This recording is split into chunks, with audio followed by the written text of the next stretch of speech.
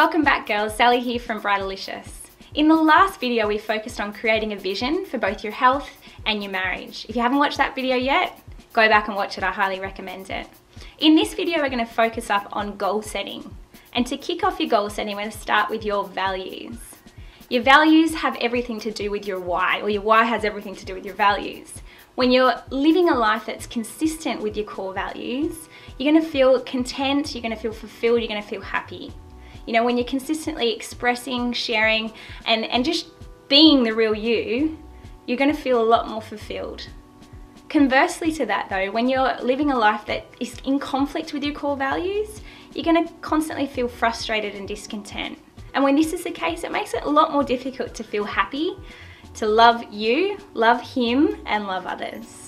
Values are leading principles that guide us and motivate us as we move through life. We all live by some sort of value system, but the thing is that most of us don't actually sit down and take time to define what's actually important to us, so we go on fighting those little battles that don't really matter. Clarifying your values gives you a real sense of freedom.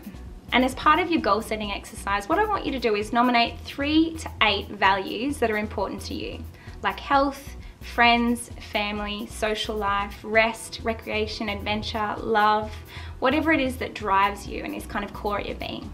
So I want you to write them down on your goal setting sheet in these tabs around your values wheel. From there, I want you to nominate out of 5 how content you are in currently fulfilling each value compared to what you want to be. And then sit back and have a look at what the gap is between where you want to be and where you actually are in currently fulfilling each value. And after looking at each of your values, select one that you'd like to set a general goal around, and then we're going to make a SMART goal. So for example, if you chose something like adventure, you might want to set a general goal along the lines of increase the sense of adventure in my life. That would be your general goal. Or if you selected health as your general value that you wanted to improve, you might write something along the lines of improve energy and vitality. And from there, we're going to make a SMART goal around that general goal that you've made. So SMART, the acronym SMART, you may have heard of it before, S stands for specific, M stands for measurable, A stands for attractive, R stands for realistic, and T stands for timed.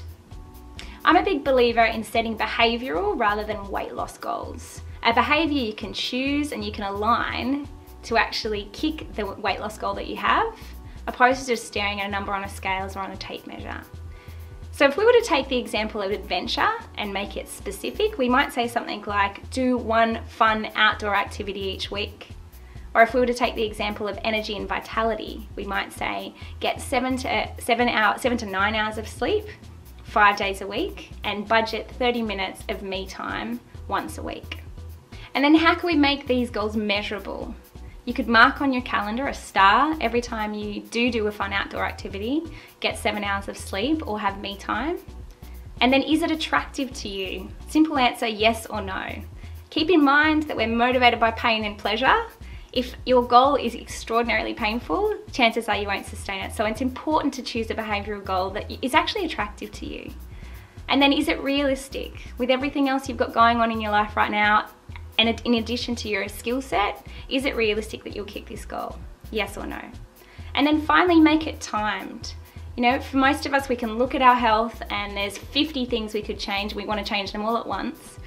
But I find what's really important is to actually acknowledge, kind of like the idea of how do you eat an elephant, 1 bite at a time. It's important to choose one behavioural goal and then maybe review every 4 to 12 weeks.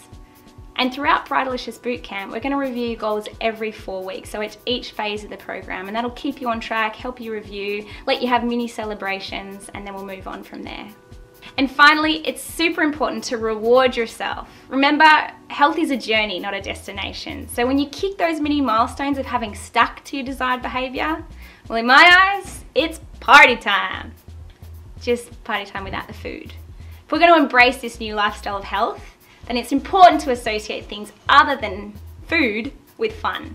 So treat yourself to a massage, get a new gym outfit, go for a date day, get a spa treatment, go to the movies, stuff that's not always associated with food.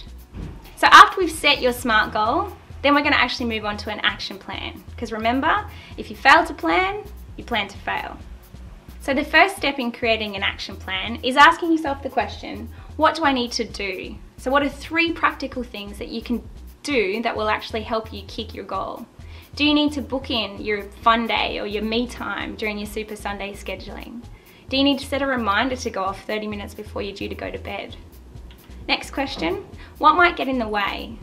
Or maybe better asked is, what has gotten in the way in the past on previous failed weight loss attempts? Write down as many excuses as you can think of that have come up in the past, because then we can squash them like a bug up front.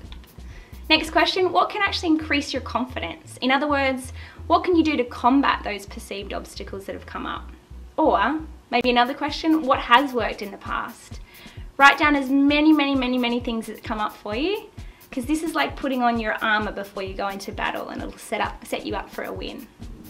So next question, how do I need to be thinking in order to maximize my chances of success?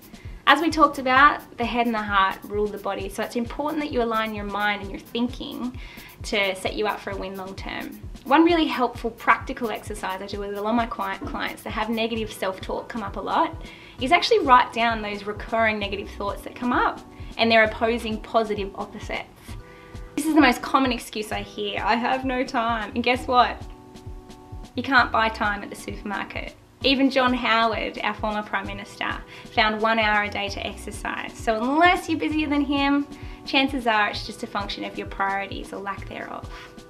It's important that you invest the 24-hour gift that you get each day the best you can. Don't let others spend it for you.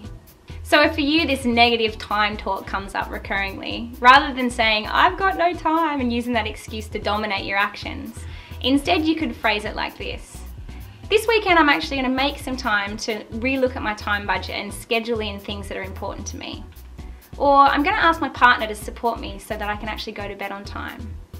Or maybe I'm just going to squeeze in a 20-minute workout today because I don't have a lot of time, but getting some play time is better than none at all. So next question, how will I remember to do these things? My biggest tip here is use your calendar. As someone who has a goldfish memory, my calendar is so important to me to tell me what I'm doing each day. I have outsourced this weakness so to ensure that I'm actually becoming the person I want to become, because if it was left to my memory, chances are I'd probably fail. Bill Hybels said, when you look at your schedule, don't look at what you have to do, look at who you want to become, and then fill your schedule doing that stuff. So for you, who is it that you want to become? Next question. Do I have a contingency plan? So what's your plan B? If you're not able to go to bed early, can you sleep in a little bit the next day? Or like I said, if you can't fit in a 40-minute workout, can you do a 20-minute workout? Next question, who can support your efforts? Studies have shown that we're up to 2,000% more likely to turn up to play when we've got an exercise buddy or a key support person. So is it engaging your partner in this new lifestyle habit? Is it getting an exercise buddy? Is it outsourcing a PT if you know your motivation's not that great and you need that accountability? Nominate at least one person, up to 3 people who can be your key accountability people.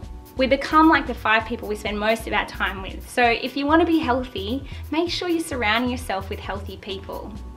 It's actually been shown that our partner, if they're obese, it actually increases our chances of being obese by 40%. So we can only assume that the opposite is true. If we're healthy and we're living it with a healthy partner, our chances of sustaining long-term health will be increased as well. So engage your partner, your fiance, along on this ride as well. I can't encourage you enough to actually follow through on completing these transformation tasks that help you define your why. Defining my why has actually directed my life ever since. My why is empowering people through health and beauty to be the best that they can be. And this has allowed me to say yes to things. It's more easily allowed me to say no to things that don't align. So I can align my actions, my activities, my relationships, my efforts into serving that greater why. And that really energizes me, makes me feel alive. And when I'm most alive and happy, guess what? I'm more healthy as well. And I want the same for you, that you discover your compelling why so you can set about aligning your actions, attitudes, and behaviors into fulfilling that why. And then you can feel that deep sense of fulfillment, contentment, joy that comes with living out that why. And that way you can find the best and healthiest version of yourself.